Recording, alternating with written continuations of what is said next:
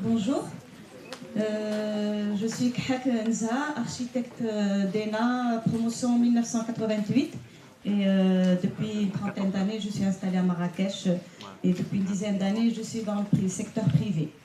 Merci beaucoup pour les organisateurs de m'avoir convié à cette journée Lumière, justement. J'ai choisi un thème concernant la lumière intérieure et j'ai choisi le cas de la galerie d'art. Je ne prétends pas faire un cours du tout, mais on va passer en revue un peu le cas de la lumière intérieure et particulièrement la galerie d'art. Merci. Alors, j'ai une petite introduction. Pour l'être humain, la lumière est indispensable à la vision. Elle tient bien sûr une part importante pour son bien-être et pour la vie en société. La lumière crée et révèle des espaces, se joue des codes de perception et donne une existence matérielle aux objets qu'elle fait vivre ou au contraire leur donne une impression d'immatérialité par des jeux d'illusion. Je vais quand même mettre mes lunettes. Alors pour mon intervention à l'occasion de la journée Technique and Light, je me pencherai sur le thème de la lumière intérieure au sein d'un espace donné en général et particulièrement je vais traiter son importance dans le cas de la galerie d'art permettant de mettre en évidence et donc en lumière les œuvres exposées. Alors en faisant des recherches bien entendu sur la lumière, il y a tellement à dire que j'ai résumé au maximum. Donc la lumière et le symbolisme. La lumière a une forte valeur symbolique permettant de percevoir les objets avant de les toucher. Elle s'associe dans toutes les cultures humaines à la connaissance et associe visible et intelligibilité, à l'opposé de son contraire, l'obscurité, assimilée à l'absence de vision et de savoir. Aussi, l'opposition entre la lumière et les ténèbres est liée à celle entre la vie et la mort, et entre le bien et le mal. Dans le symbolisme, une petite phrase, un petit chapitre sur la lumière et le divin. Dans de nombreuses religions, Dieu est associé à la lumière. Le principe de divinité est associé à une puissance rayonnante, souvent assimilée au soleil. En Égypte, le dieu Ra est vénéré. En Amérique centrale et en Amérique du Sud, les Aztèques sont le peuple élu du soleil. Au Pérou, les Incas avaient pour souverain le grand Inca, fils du soleil. En Chine, Bouddha est appelé l'homme d'or. L'idée de lumière est également liée à celle d'une émancipation humaine, fondée sur le progrès scientifique, les évolutions techniques et leurs défis. Un autre chapitre, la lumière, on a vu la lumière et le divin, la lumière et les fêtes.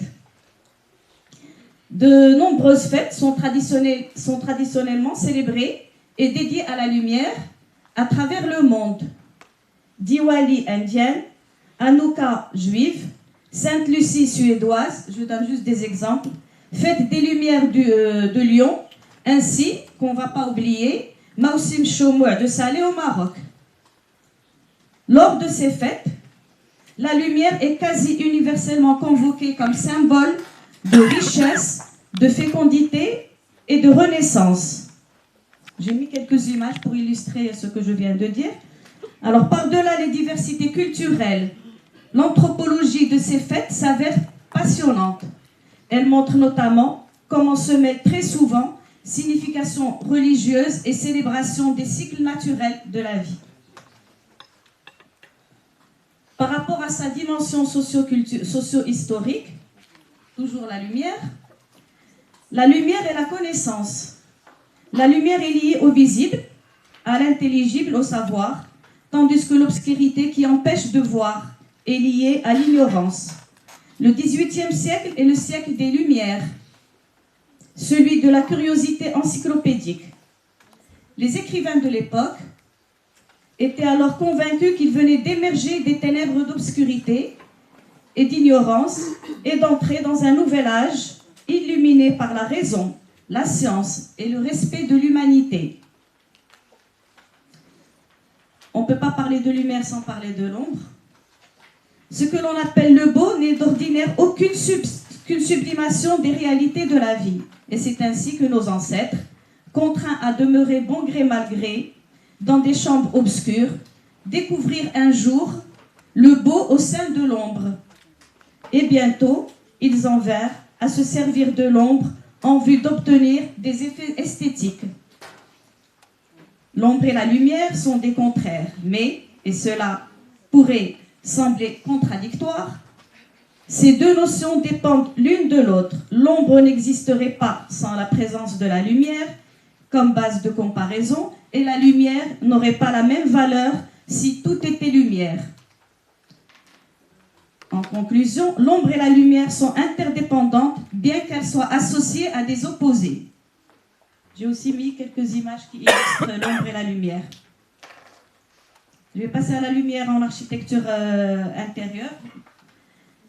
Donc la lumière est le vecteur par lequel tout prend vie et se transforme. La lumière n'existe que parce qu'il y a de l'ombre, c'est ce qu'on vient de dire. Et l'ombre n'existe que parce qu'il y a de la lumière. C'est avec ces deux éléments indissociables que la dimension éclairage est traitée en architecture. La lumière, ou bien son absence, c'est ce qui sculpte, cache ou dévoile l'espace. Il y a lieu de considérer la lumière et l'ombre comme des matières, des éléments architecturaux au même titre que le mur et l'espace lui-même. Lorsqu'un architecte pense l'ambiance intérieure d'un espace, il pense nécessairement à son éclairage. L'éclairage est une spécialité artistique et industrielle qui fait l'objet de normes légales. Pour éclairer un volume, deux types de lumière sont à la disposition, la lumière naturelle et la lumière artificielle.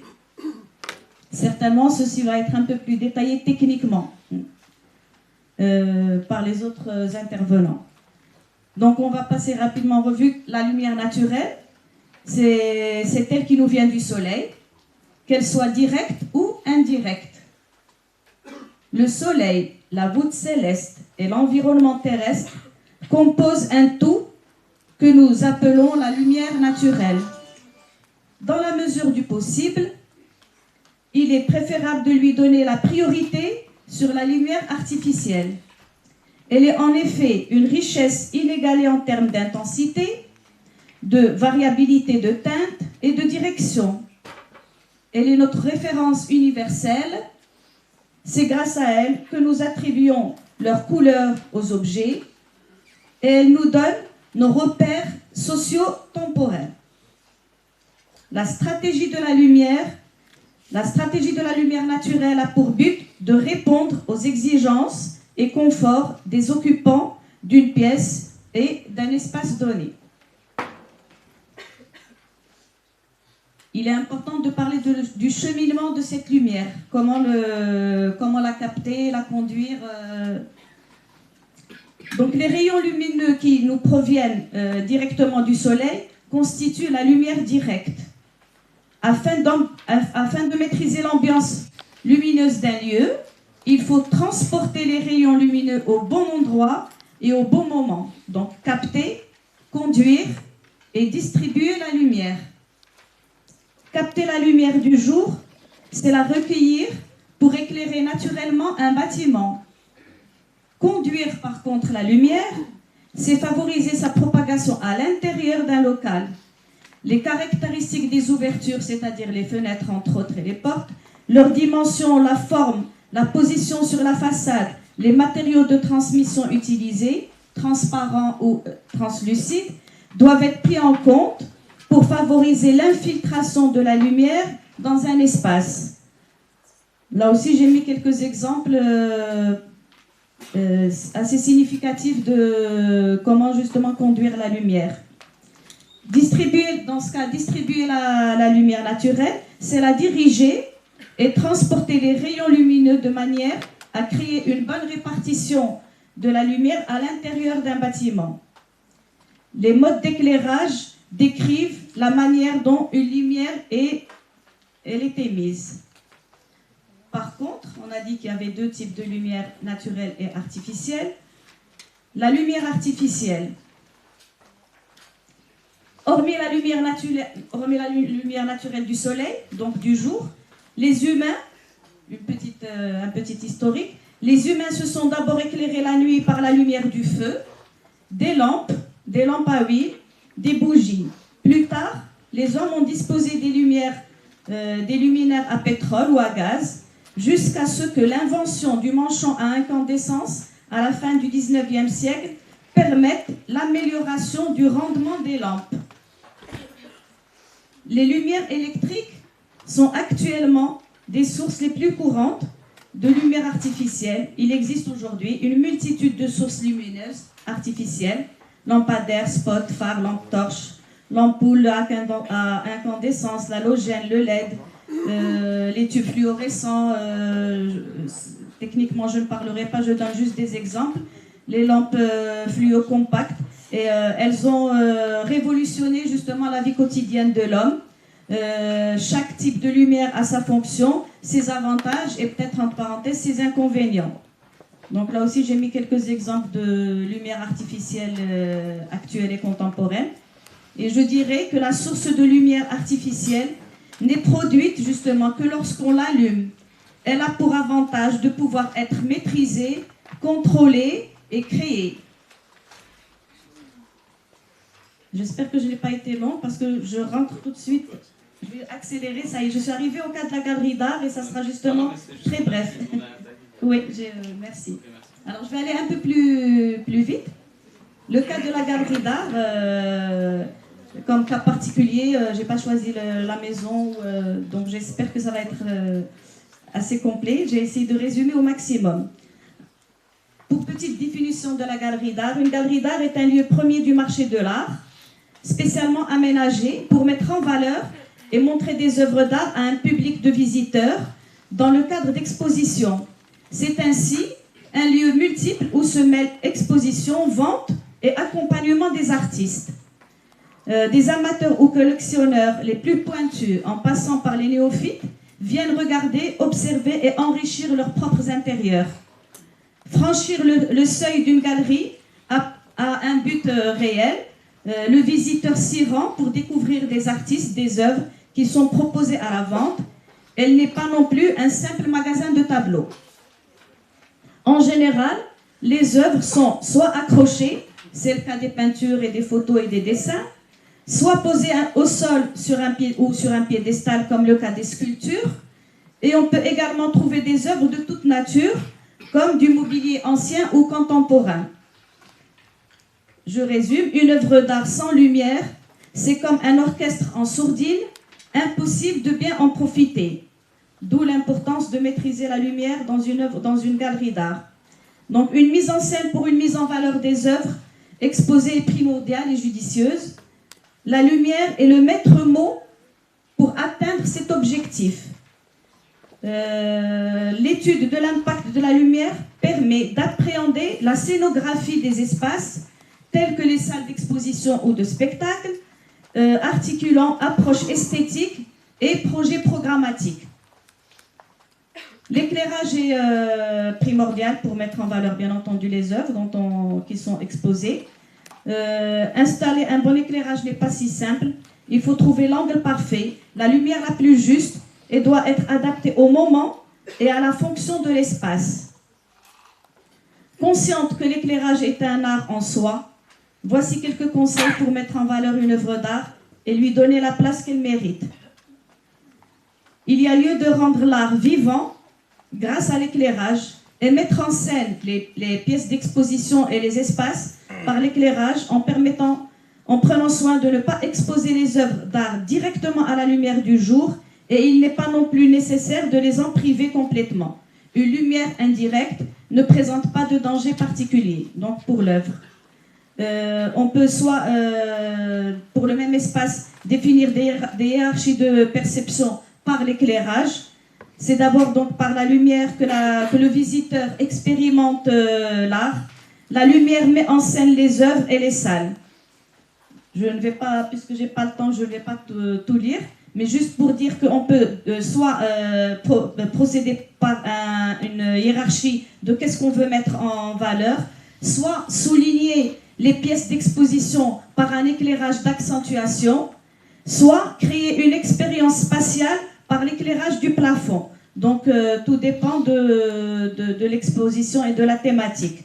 Donc, je ne vais pas lire tout le contexte, mais juste pour dire qu'on a différentes manières de mettre en valeur les expositions à l'intérieur des galeries d'art. Il faut aussi choisir l'emplacement idéal, d'abord de la pièce. À moins d'être orienté au nord, le mur face à une fenêtre n'est pas recommandé. En revanche, un mur perpendiculaire à celui-ci et qui ne recevrait jamais directement les rayons du soleil convient très bien. Rapidement, on peut, donc, puisqu'on est dans la lumière artificielle aussi, utiliser l'ampoule idéale pour éclairer une œuvre d'art. Les avancées technologiques en matière d'ampoule et d'économie d'énergie ont eu des retombées positives dans le monde de l'art. On a deux types d'éclairage, soit la fibre optique, soit les ampoules LED. Et j'espère qu'on aura plus de détails tout à l'heure avec les spécialistes de la lumière. L'œil de Wendel, c'est l'éclairage parfait. L'œil de Wendel, le must de l'éclairage des tableaux, le projecteur optique à faisceau découpé ou œil Wendel, est utilisé pour la mise en valeur des tableaux. Comme l'image le montre, c'est le choix des professionnels, car cet éclairage isole l'œuvre et la met en valeur jusque dans les moindres détails. La lumière semble émaner de l'œuvre elle-même. Traquer une page, je peux? Désolée. Alors, l'éclairage général ou individuel. Alors, une fois trouvé l'ampoule idéale, l'emplacement idéal, etc., il y a lieu de se pencher sur la question de la source de l'éclairage. En effet, selon la configuration de la salle où sera exposées les œuvres, le nombre et la taille des œuvres aussi, plusieurs solutions sont envisageables, dont j'en prends deux les plus importantes. Soit on a un éclairage général, donc celui-ci apporte une atmosphère lumineuse à toute une zone pour plusieurs œuvres, soit à travers, donc pour l'installation, soit à travers les rails des spots ou les spots encastrés dans le plafond. L'avantage des spots encastrés est d'être discret.